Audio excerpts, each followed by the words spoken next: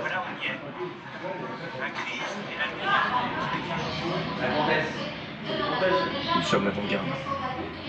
Nous habitons tous dans des caves maintenant parce qu'il n'y a pas à payer la taxe d'habitation votée par Sarkozy et les autres crapules.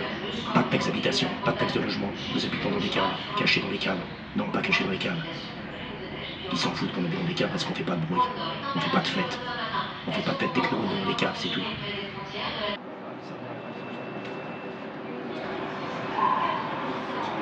Mon cher Pierre.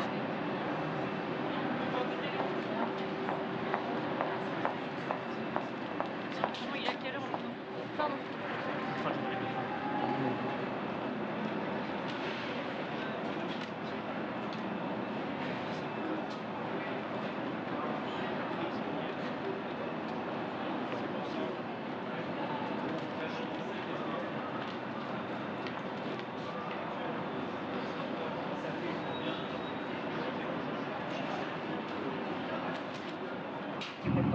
Je n'ai pas prévu qu'il reste plus de feu rouge et que le bus ne partira pas tout de suite. Non. Qu'est-ce qui est imminent?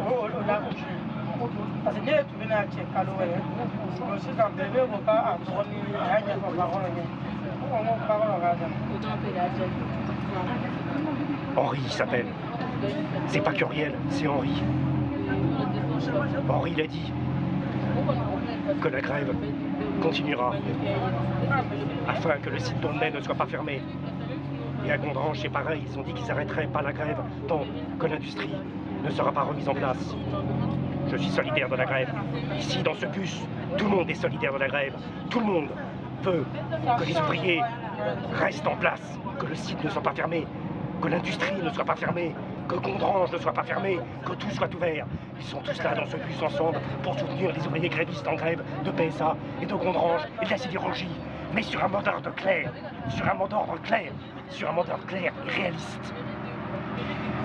L'acier, la voiture, c'est le TGV, le programme électronucléaire fasciste. En ce sens, oui, tout le bus, tous les passagers de ce bus sont solidaires et vont rejoindre des ouvriers en grève sur cette base. Nous ne voulons pas de licenciement, mais jamais, nous ne produirons plus jamais d'acier, car l'acier, encore une fois, c'est le fascisme, c'est le programme électronucléaire, c'est le tank, le char d'assaut, la voiture.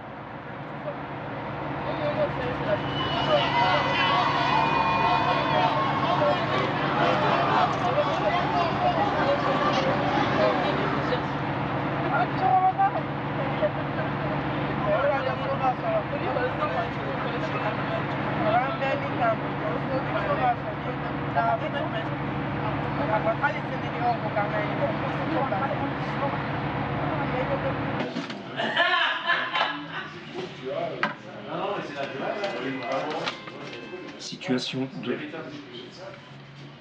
Dans la cave, j'ai la fièvre. Les SDF sont couchés sur les lits. Les SDF vivent dans la cave. Ils sont une dizaine, entourés autour d'un poêle qui ne chauffe pas. La pluie cogne sur le mur. La pluie cogne sur le toit. Le SDF est couché. Il ne veut plus se lever, il ne veut plus parler, il ne bouge plus. Le SAMU ne vient pas. La 15 ne vient pas. Ils sont couchés dans la cave. C'est maintenant dans la cave que les choses se passent et que le SDF sera chambré. La putain est entrée. Elle tient un petit enfant dans les bras. Le petit enfant tête au sein de la putain. Et le SDF qui ne parlait pas, qui voulait plus se lever, se lève. Ils prennent l'enfant, ils le baignent dans la cuve, au-dessus du poêle qui ne marche pas. Et le petit enfant gazouille, le petit enfant bat des pieds dans l'eau. Et tous, ils sourient, ils se lèvent, ils embrassent le petit enfant.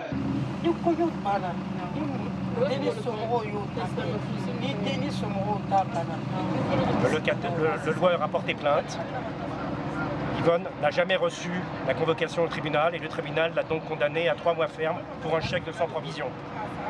Elle n'a jamais reçu l'avis du tribunal, elle a déménagé du Bourget à l'Aisne et un jour, par hasard, elle s'est fait contrôler par la police qui a constaté qu'elle devait un chèque de 70 francs. Et donc, elle a été embarquée et le jugement est devenu exécutoire et s'est retrouvée donc en prison pour un chèque sans provision de 70 francs. C'était en 1974.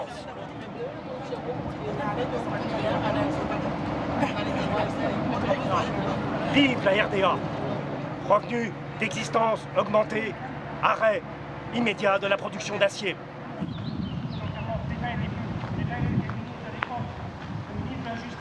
Celui qui avait déjà œuvré pendant la guerre d'Algérie. Je ne sais pas ce qu'il avait fait pendant la guerre d'Algérie.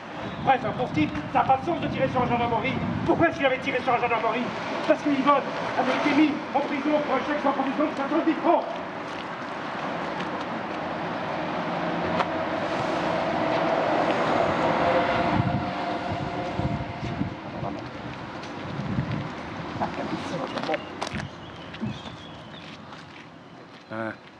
Un homme des cavernes, voilà ce qu'ils avaient dit. Un truc comme ça, un ours, un homme qui comprenait rien, un homme inculte, stupide, qui avait tiré sur la façade de la gendarmerie, celle-là, derrière moi, tiré sur la façade de la gendarmerie, derrière moi, celle-là. Mais l'histoire n'est pas finie. Elle ne fait que commencer. Plus tard, je dirai, peut-être, qui était René.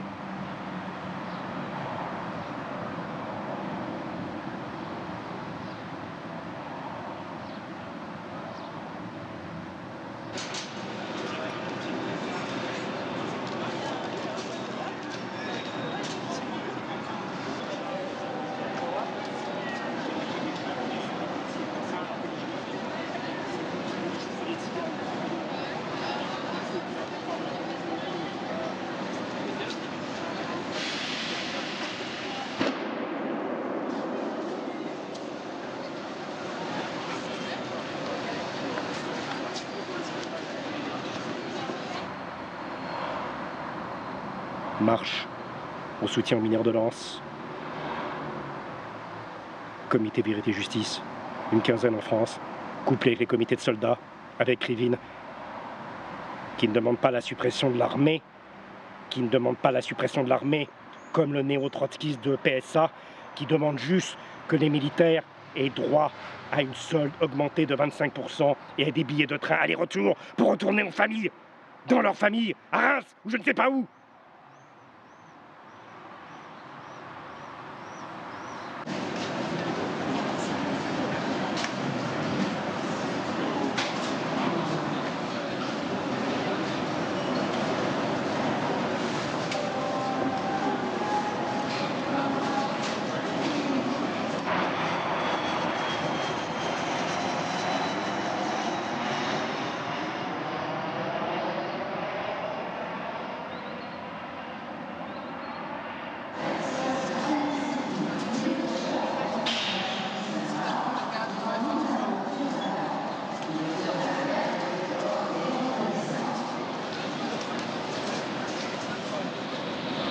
C'est vous qui avez tué Thierry, vous n'avez pas empêché la police d'emmener Yvonne.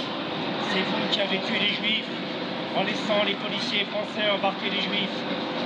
C'est vous qui voulez chasser les tziganes, les ferrailleurs, tous ceux qui n'habitent pas dans les maisons dures. Mais je vous le dis, vous aussi, vous êtes victime du potentat local, du sénateur, de l'élu, qui vous parle du café, qui vous écoute, qui vous dresse les uns contre les autres, afin de conserver les marchés pour lui, publics, afin de conserver les marchés publics pour lui, sa famille et son parti.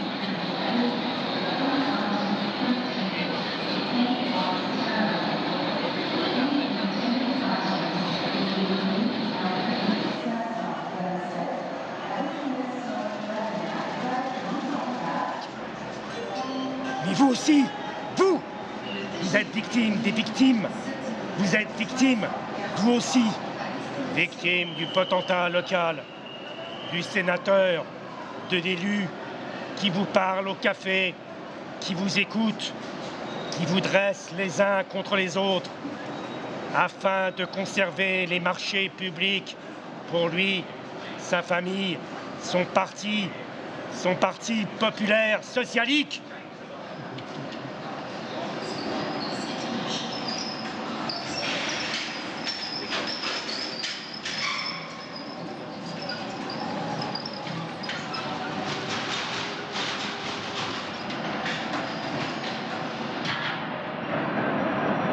te dit que René ne s'est pas déchaîné contre Thierry parce que j'étais en prison, qui te dit que René ne m'a pas dit que j'étais une pute, qui te dit que René n'a pas commencé à battre mon fils Thierry, et qui te dit que Thierry ne s'est pas suicidé pour cette raison, parce que René lui a fait vivre l'impensable. C'est toi qui mens. C'est toi qui mens. Pas Turiel, pas Iskra, pas le Parti communiste, mais toi, Pierre, c'est toi qui mens. 21h52 partira voie 8. Il desservira Ouessami. The dailies complete 1 and 2, 9, 3, 9, 5, going to Crossroads Midi, departure 21, 52, Welly, platform 8. Et là, Yvonne avait cette phrase assez intéressante quand je suis descendu du train. Je lui ai dit que j'étais pas partisan d'éduquer les gens, je voulais pas, parce que je sais qu'elle travaille avec le Secours catholique. Je lui ai dit je vois pas l'intérêt d'éduquer les gens, leur parole est sacrée. Pourquoi leur donner un cadre? Pourquoi leur dire une fois ce qu'il faut faire, ce qu'ils ont fait avec toi? Non, il n'y a pas besoin d'éduquer. Les gens savent où ils sont, la parole est sacrée, le monde est sacré, et éduquer les gens, c'est leur donner un cadre. Je vois pas l'intérêt. Et Yvonne a juste eu cette réponse comme ça, assez étonnante. C'est curieux, tu m'as pas vu depuis 20 ans. Bon, c'est pas grave. Tu reprends la conversation, la même conversation qu'on a eue il y a 20 ans. Mais pour toi que tu m'aies pas vu il y a 20 ans, il n'y a rien de changé, quoi. Strictement rien. J'ai répondu non. Elle m'a dit oui. Elle n'a pas commenté. Elle a dit s'il te plaît. Il a entendu, c'est pas grave. Vous êtes marrant. Elle a dit s'il te plaît. Il a dit ouais, s'il te plaît.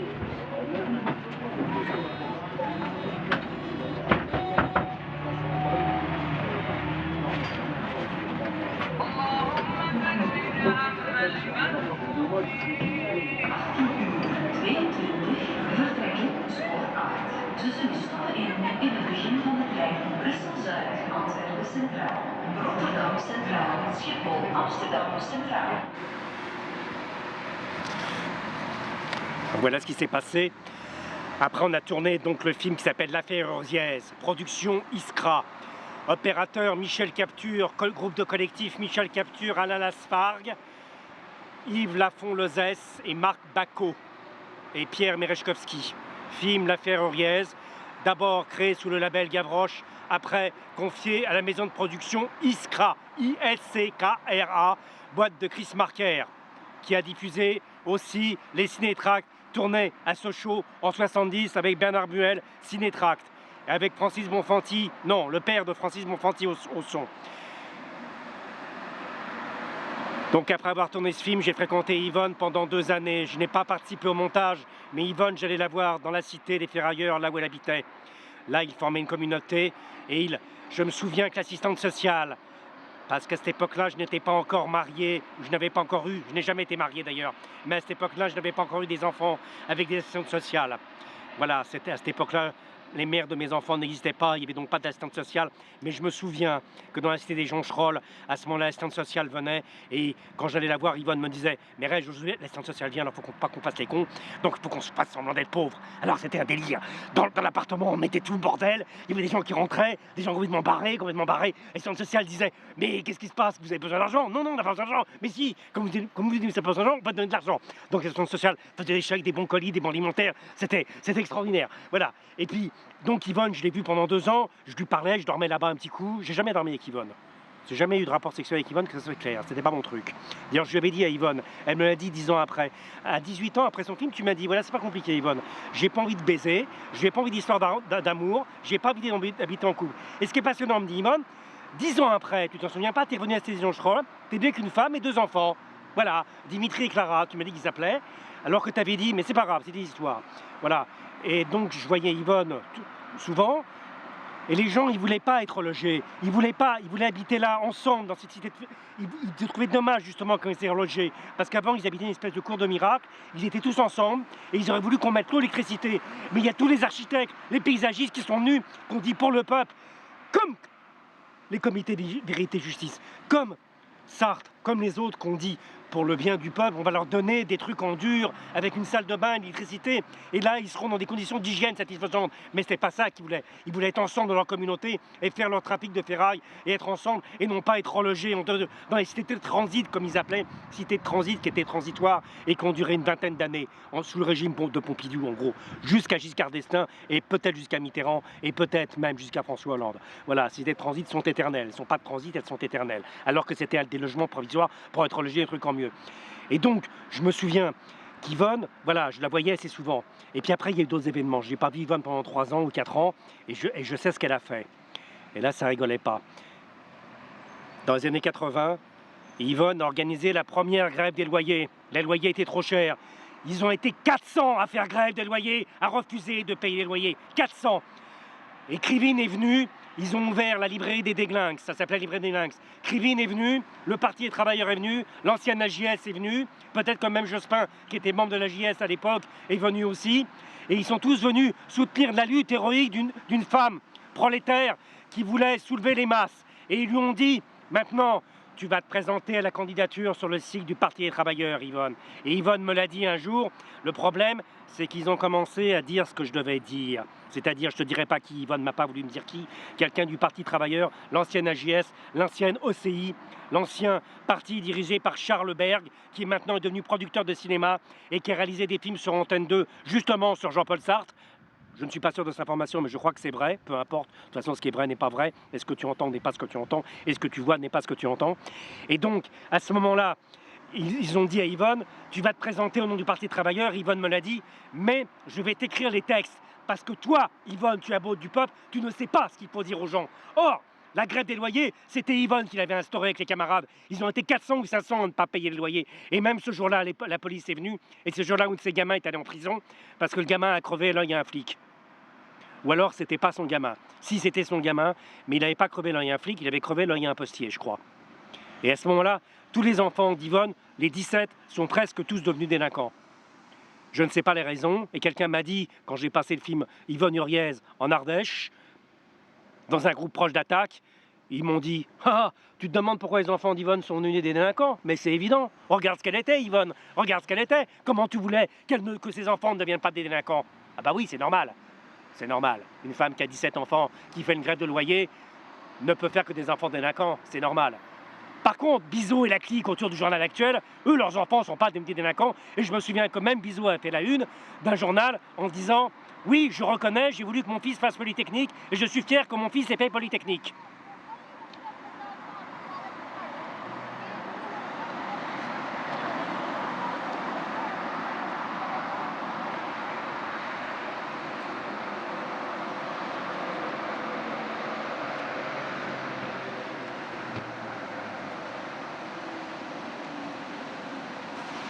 Alors, mon cher Pierre, comme je sais que tu aimes bien avoir des nouvelles de tes amis, j'ai meublé ma solitude, comme tu le vois, à faire beaucoup de choses. Comme j'avais vu ton film L'Aube, je pense beaucoup à toi, à cause des monuments qui s'écroulent, les banques.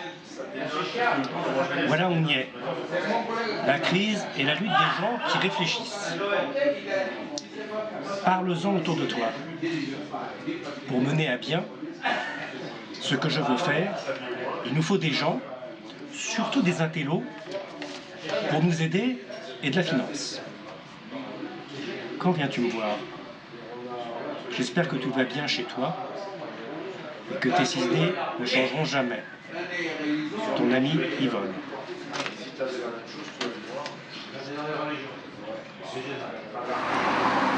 C'est pas une histoire de règlement de compte. Justement, c'est pas la peine d'envoyer Jean Domicile d'une histoire de règlement de compte entre Bizot ou Actuel et les autres. Justement, ce n'est pas une histoire de règlement de compte. C'est une histoire que des gens ont simplement dit qu'Yvonne n'était pas capable de formuler un discours et qu'il fallait qu'on lui écrive son discours. Et moi, dans le film L'Affaire Uriez, j'ai refusé de dire que c'était le film d'Yvonne. J'ai toujours dit que c'était mon propre film. Et que ce collectif, oui, je continue à signer ce film, je l'ai dit à Yvonne. Je n'avais pas à dire que je n'étais pas l'auteur du film Yvonne Uriez. Je me suis retiré volontairement du tournage. Je me suis retiré, non pas du tournage, du montage. Je me suis volontairement retiré du montage parce que le collectif avait décidé que ce que je disais n'était pas clair, qu'on ne comprenait pas ce que je racontais, que la position n'était pas claire de ce que je disais, et ils ont donc demandé à Maître Henri Leclerc, président, qui est devenu président de la FIDH, de faire un commentaire. Et le commentaire explique aux camarades, aux gens qui voient le film, explique ce qu'est Yvonne, explique ce qu'elle a fait, explique, toujours expliquer, comme s'il ne fallait pas laisser les gens s'exprimer dans toute liberté. Et pourquoi on a dit à Yvonne d'écrire ces textes? Pourquoi on n'a pas laissé Yvonne s'exprimer elle-même? Donc c'est pas l'histoire d'un règlement de compte, c'est une histoire qu'Actuel et les autres, ils ont toujours dit qu'eux avaient le savoir, eux étaient capables de s'exprimer. Et à la CRF c'est pareil, et au Festival de Cannes c'est pareil, et toute la racaille des commissions du CNC, ils savent qu'eux peuvent s'exprimer, toi tu as le droit de faire un film, toi tu peux t'exprimer, mais toi tu peux pas t'exprimer, donc tu ne fais pas de film. Et donc c'est le même problème. Il y a tout le temps des gens qui disent que nous, on n'est pas capable de s'exprimer et qui vont nous dire ce qu'on doit faire pour qu'on soit clair et compréhensible. Voilà, c'est là la question. Et moi, encore une fois, sur ce plan-là, j'ai été d'une noté exceptionnelle, une seule fois dans ma vie par rapport à Yvonne, parce que j'ai jamais dit que c'était le film d'Yvonne Nuriez, c'était ma vision d'Yvonne, et non pas un film sur elle. Et je n'ai jamais pris la place de la parole, je n'ai jamais parlé à la place d'Yvonne. Et d'ailleurs, Yvonne a créé un journal qui s'appelait « Prenons la parole ». Prenons la parole. Moi, je n'ai pas fait partie du comité Vérité Justice. Quand Yvonne m'a demandé « Pierre, pourquoi ne veux-tu pas rejoindre le comité Vérité Justice ?» J'ai répondu « Je ne ferai pas partie du comité Vérité Justice parce que toi, Yvonne, tu sais ce que tu as à faire, tu sais ce que tu as à dire, parce que le peuple, par essence, est sacré, parce que le peuple, par essence, sait ce qu'il a à dire et sait ce qu'il a à comprendre. » Et ça, c'est la vérité. Alors, les communistes, on est internationalistes. Local. Directrice de cabinet.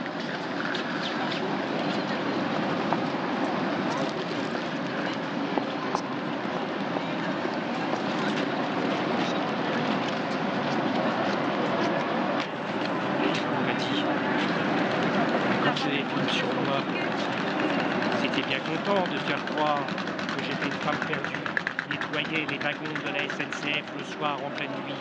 Ça vous plaisait que je sois une égérie révolutionnaire?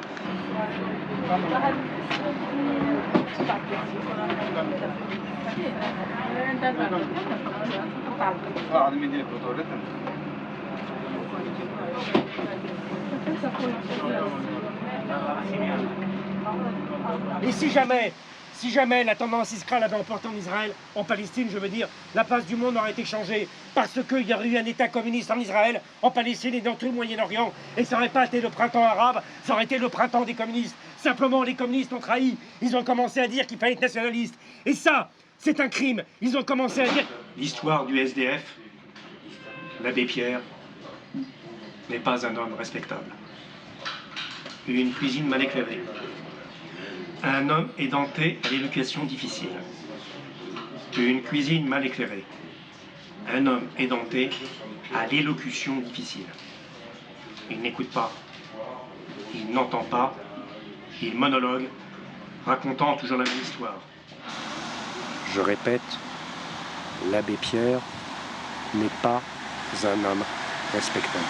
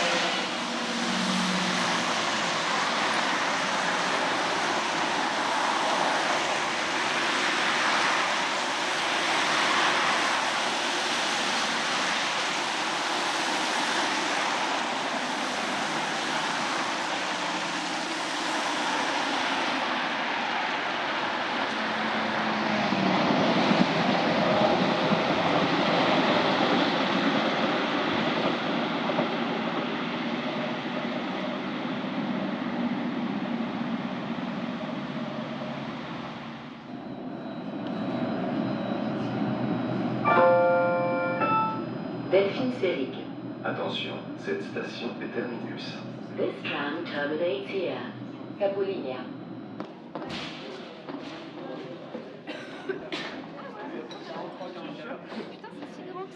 ont fait aux Français aux amis.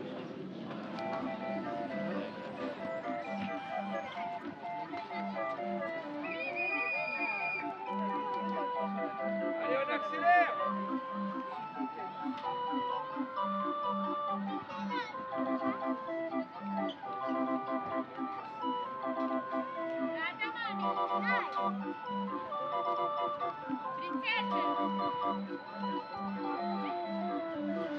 Attention les enfants.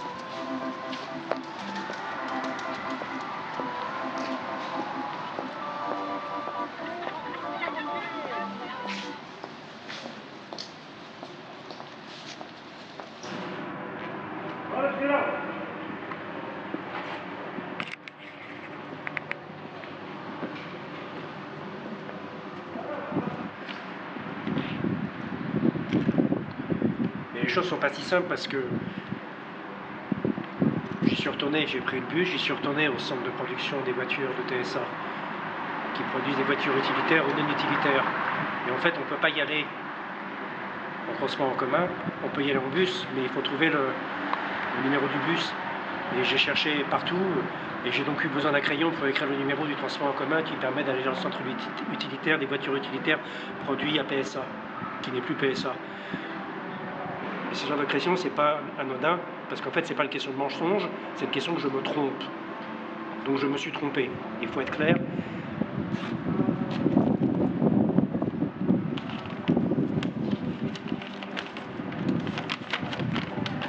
La vérité seule est révolutionnaire. La classe ouvrière travaille, la classe ouvrière n'écrit pas, et donc n'a pas besoin de crayon. Il faut être clair. Et que j'ai constaté que pour prendre le bus, c'est extrêmement compliqué parce qu'il faut repérer sur le plan le numéro du bus.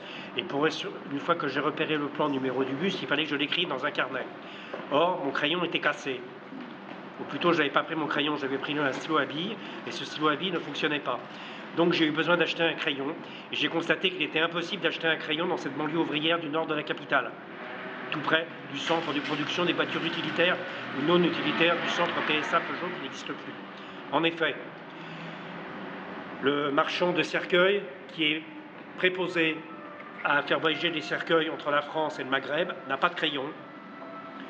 L'épicier arabe n'a pas de crayon. Le débit de tabac n'a pas de crayon.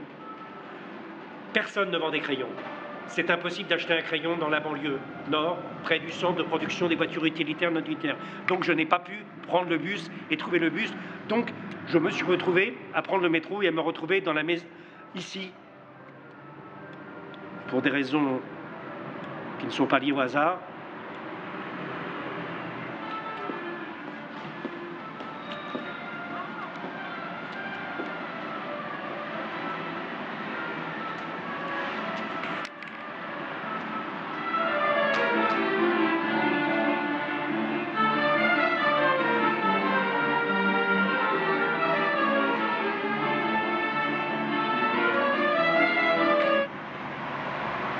Attention!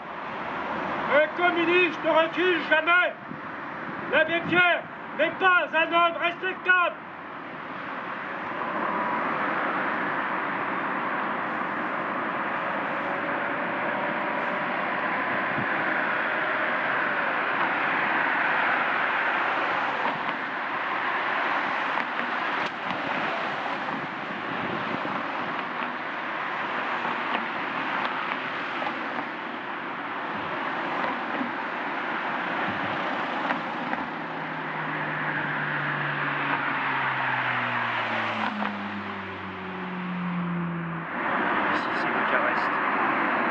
Bucarest. Ici c'est Bucarest. Ici c'est Bucarest. Ici c'est Bucarest. Ici c'est Bucarest. Le père de Vera est né sous le Ceausescu. Et sous le Ceausescu, on ne pouvait pas acheter du lait parce que Ceausescu voulait construire le palais du peuple. Ici c'est Bucarest. Ici c'est Bucarest. Et puis, à cette époque-là, C'était terrible, parce que dans la campagne, les paysans n'avaient pas à manger, ils étaient crucifiés par les blâmes, par les bocatires, qui leur crevaient les yeux comme ça par sadisme, pour passer le temps. Alors un jour, un groupe est arrivé, la garde de fer, et a dit, désormais, il faut que le peuple a mangé, et pour que le peuple ait à manger, il faut se débarrasser de la racaille juive et de la racaille tzigane. Nous, la garde de fer, nous allons purifier la Roumanie, afin que la Roumanie retrouve sa structure avec la chrétienté. Si c'est Bucarest, et le père de Vera au Parti communiste, avec la garde de fer, il a eu ce projet de retourner la garde de fer. Et maintenant, le père de Vera, il est plongé dans la maladie d'Alzheimer. Le père de Vera est plongé dans la maladie d'Alzheimer. Et il s'est muré dans le silence, car il a menti. Ici, c'est Bucarest. Ici, c'est Bucarest. Le Parti communiste a voulu faire cette alliance avec la garde de fer et ils ont dit nous allons nous débarrasser d'Antonio Ceausescu et après il y aura un monde merveilleux de lumière ou d'épais où les Tziganes, les Juifs, les Russes, les Roumains seront tous ensemble et tous frères. Et après, je ne sais pas ce qui s'est passé. Shimon, écoute-moi Shimon. Écoute ce que j'ai à te dire. Tu m'as parlé de tes 3 fautes. Les 3 fautes de Shimon, et j'en connais une.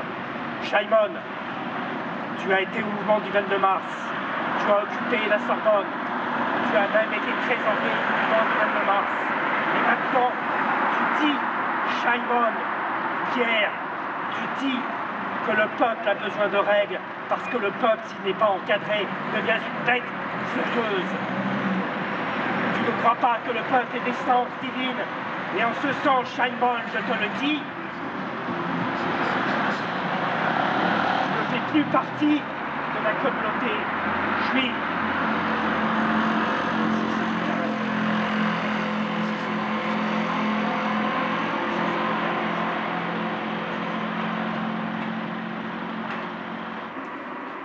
Patience. Réponds-moi. Patience. Patience, écoute. Réponds-moi. Patience. Pourquoi tu ne veux pas répondre? Patience. Patience. Patience. Tu nous as dit que tu étais sorti sur la butte, qu'il y avait une femme qui jouait du violon. Tu as ajouté que toi, tu ne voyais pas jouer du violon, mais que tu avais l'admiration pour les femmes qui jouaient du violon et qui après demandaient l'argent parce que tu as ajouté, toi, patience, que tu étais peintre. Tu as dit aussi que tu avais une mère qui était excentrique et qui t'a dit à Bastien, pourquoi tu m'aimes pas? Puis après, patience, t'as dit que tu étais capable de t'enthousiasmer, capable de trouver la vie belle. C'est extraordinaire, la femme qui joue du violon, tu as dit, elle a joué, tout s'est arrêté, et puis elle jouait. Et puis après tu nous as dit, c'est vrai, moi je suis seul, j'habite avec les chats. En fait, j'habite pas avec les chats, j'habite dans la maison des chats, parce que les chats, ils croient que j'habite chez elles. Et puis t'as dit après, Bastien, de toute façon, Bastien, toi tu viens ici chez moi, juste pour boire des bières dans le frigo, parce que ça coûte moins cher pour toi. Alors Bastien a dit, bon dans ce cas je me casse. Et puis t'as dit non, Bastien pars pas. Bastien a dit si, j'ai pas envie de me prendre la tête, demain je travaille, a dit Bastien. Et puis moi j'ai dit à Bastien, t'es croyant, je sais que t'es croyant, mais quand t'es croyant, explique-moi, quand le mur de Berlin est tombé, pourquoi ils ont arrêté de croire au communisme? Qu'est-ce qu'on en a à foutre? Que le mur tombe, l'essentiel c'est l'idée qui est éternelle. Et toi Bastien, tu m'as dit que c'était la loi naturelle, que le communisme n'était pas la loi naturelle, qu'il y avait l'ordre. Et puis toi, Patience, tu nous as dit, vous parlez, vous n'êtes même pas capable de servir des nouilles. Les nouilles, elles sont prêtes, vous n'êtes même pas capable de sortir les nouilles du plat, de mettre du beurre dedans et de les servir. J'ai pas envie de manger des nouilles. J'ai rien à foutre des nouilles. J'aime pas les nouilles, ni au jambon, ni au fromage, ni au grillage. J'ai rien à foutre des nouilles et j'ai pas envie de manger des nouilles avec patience, ok? Donc tu me laisses avec ça, d'accord? Tu me laisses avec ça. J'ai aucune envie de manger des nouilles. Vous avez pas écrit de texte. Quand Jean-Marc était en prison, quand Nathalie était en prison, il n'y a pas eu de texte, d'accord? T'es d'accord? Il n'y a pas eu de texte. Donc s'il n'y a pas eu de texte, c'est qu'il n'y a pas eu de pensée. Et s'il n'y a pas eu de pensée, c'est que vous étiez manipulé par la police. Ok. Ok. Je sais que tu es capable de prendre un flingue, d'aller tuer le mec ici, dans ce bled. Je sais que tu es capable de tuer le maire aussi. Le maire qui a tous les pouvoirs. Le droit de cuissage, le droit de presse, le droit de la radio, des journaux. Tu es capable de le flinguer. Ok. Et après? Qu'est-ce que ça vous a apporté de tuer le général Audran? Par hasard. Et je vais te dire un truc. Le jour où Action Directe a été ratée, tu sais ce qu'ils faisaient, tes copains? C'est hyper comique. Ils mangeaient des nouilles. Des nouilles.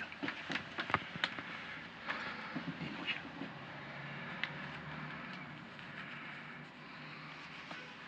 Ok, je vais déconner. Je m'en vais pas. Non, je m'en vais pas.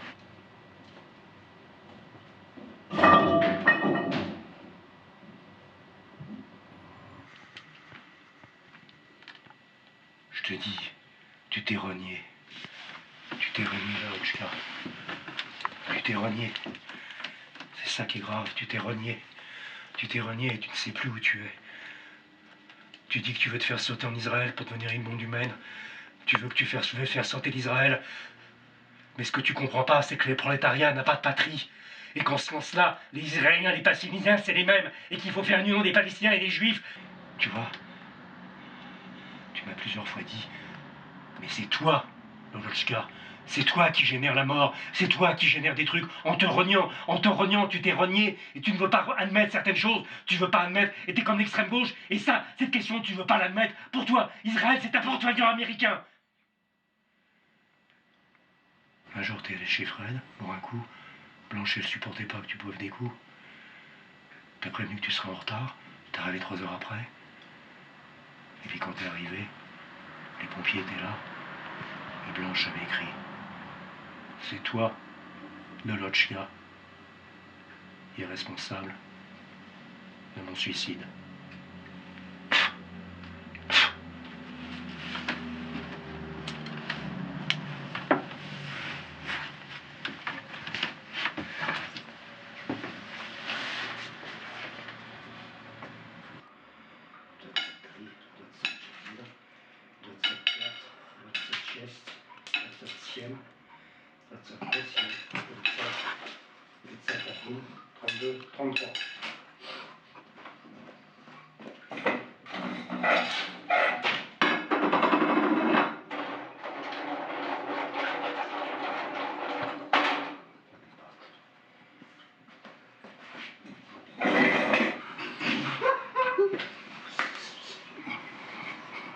Il n'y a pas de comédienne, elle n'est pas venue.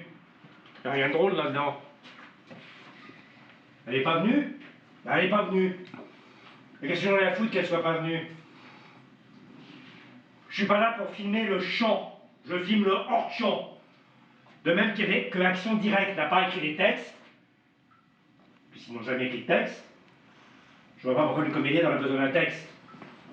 Donc qu'elle soit là ou qu'elle soit pas là, c'est pareil. Le problème, déjà c'est plus le moment où je vais les nourrir.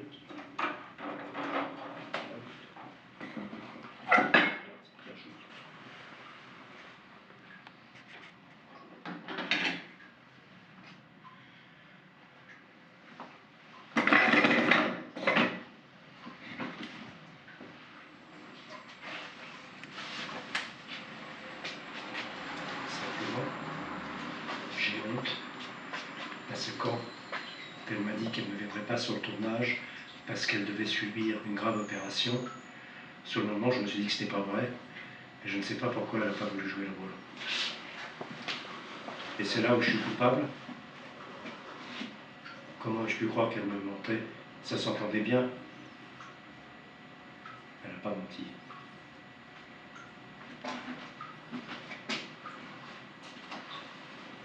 Elle n'a pas menti. Elle n'a pas menti. Elle n'a pas menti.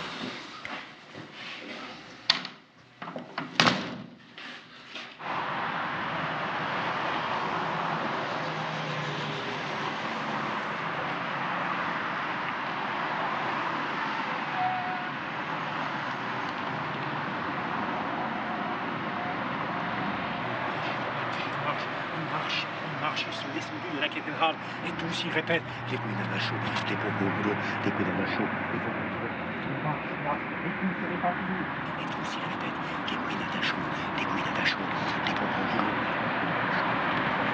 Pourquoi vivez-vous? Pourquoi mangez-vous? La mort n'existe pas, et ceux qui aiment Dieu n'aiment pas les hommes, puisqu'ils aiment Dieu. La mort est une invention du capitalisme pour nous inciter à craindre le futur. Ce sont eux qui n'ont pas de futur, avec leur fric et leurs centrales nucléaires. Et je vous interdis de dire que nous engendrons des bombes humaines. Lolochka, pourquoi t'es-tu renié?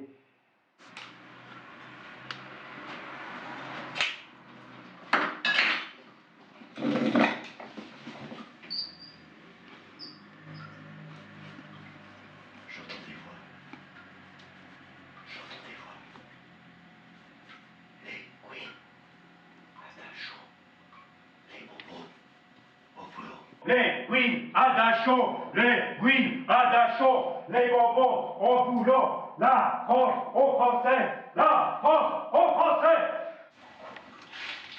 Les bobos au boulot, les Queen à Dachau, Viet Cong, assassin.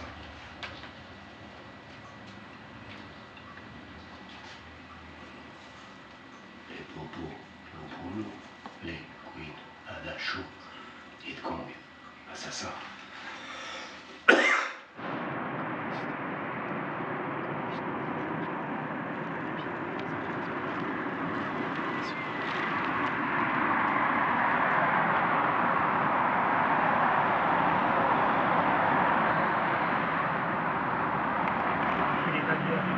Roi, puis l'instituteur encadre les enfants, et tous ils répètent, et tous ils répètent,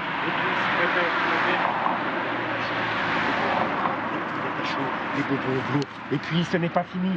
Le producteur, il ne veut pas me faire d'enfant, il est juste capable de compter ses points d'indice. Il est juste capable de compter ses points d'indice par rapport au sensei. Je ne suis pas un point d'indice, et la carte bleue, je l'ai perdue. Je t'en prie, laisse-moi, reste ici avec moi, reste ici avec moi. Ne lui rends pas la caméra. Des animaux, voilà ce que vous êtes.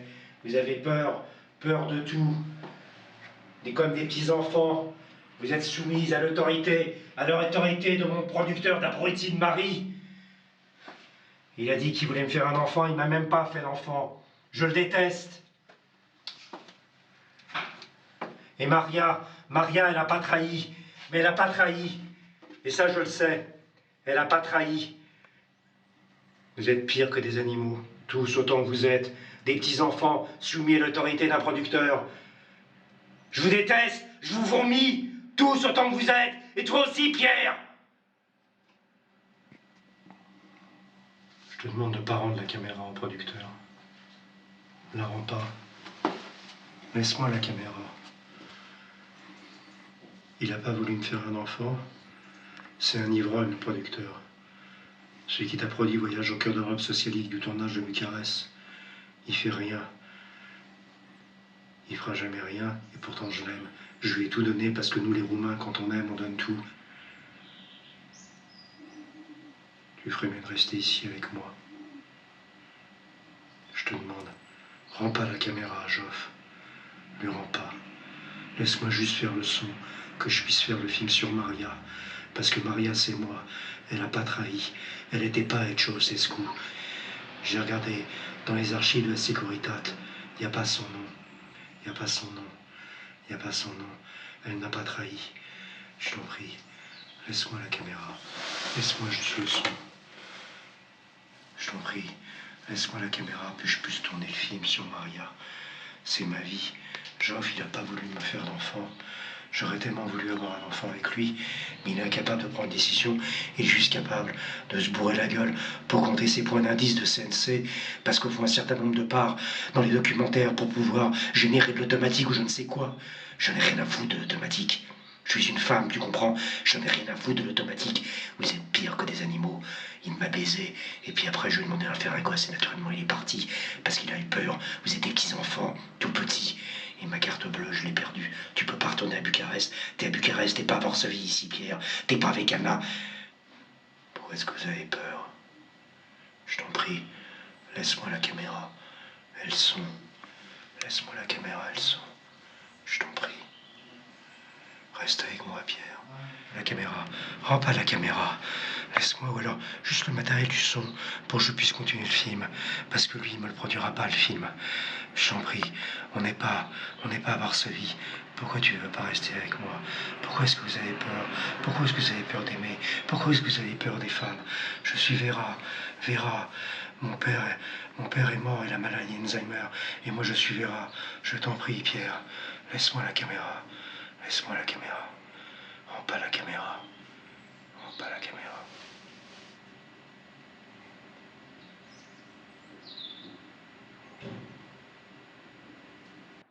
Le pogrom s'arrête, vous avez peur. Je vais tirer, vous ne me faites pas peur. Arrière! Mort aux fascistes!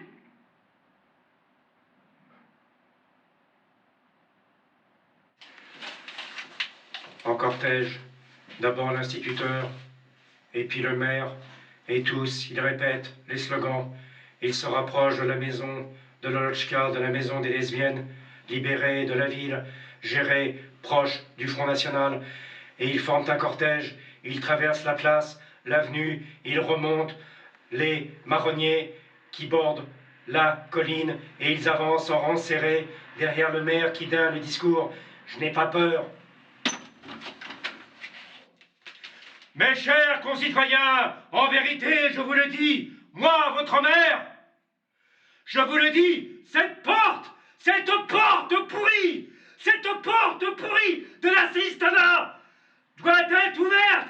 Cette porte qui est le cancer de la société doit être ouverte. Boum, boum, boum. Qu'est-ce qu'il y a de drôle? Vous riez? Pourquoi est-ce que vous riez? Ils ne rentreront pas. Les programmistes font preuve.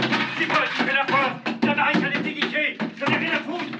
Les avions, le Coca-Cola. Vive l'armée! À bas le Nel! Vive l'armée! Nous n'ouvrirons pas la porte! Pure Marthaou! Non! Boum! Boum! Boum! Boum! Boum! Boum!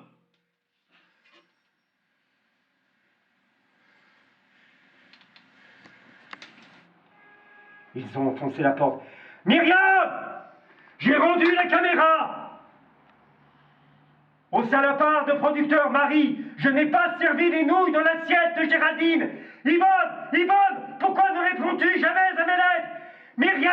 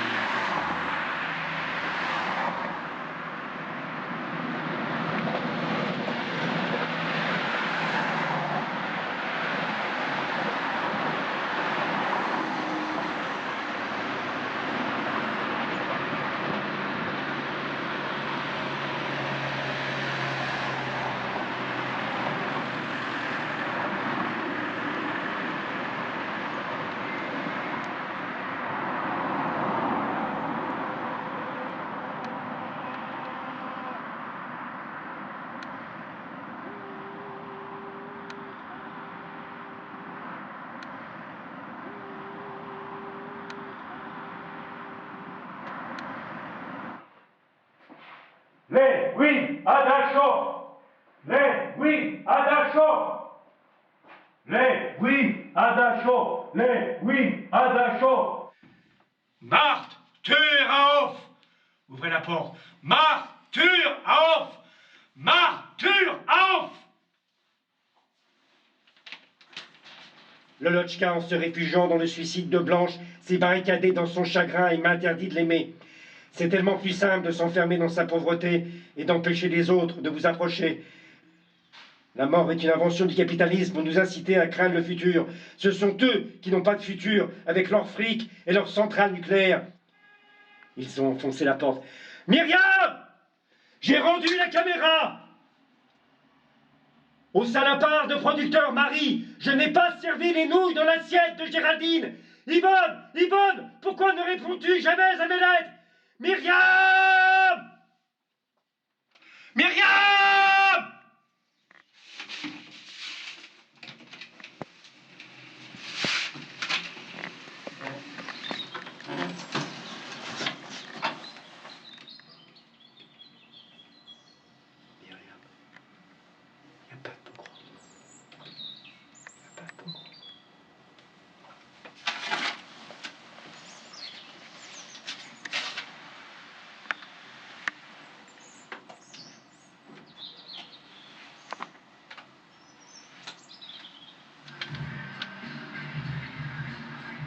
Madame ou n'importe, le jardin aux herbes folles, désert, éclairé par une lampadaire de la rue, la chaise longue, une bassine, des branches de l'arbre, du linge qui sort sur l'arbre, au pied de l'arbre, une bassine rouge, une femme joue du violon.